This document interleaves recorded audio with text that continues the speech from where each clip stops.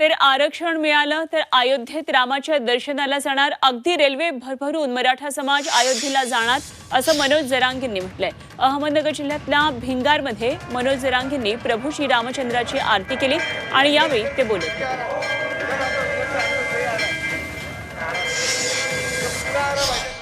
भारतवासी आज आनंद मोठ्या उत्साहात साजरा करताय, कारण हिंदू धर्माचा तो गर्व आहे, स्वाभिमान आहे आणि आज भगवान श्रीराम अयोध्येत विराजमान झाले आणि देशभर आनंद उत्सव साजरा तसा आम्ही आज केला।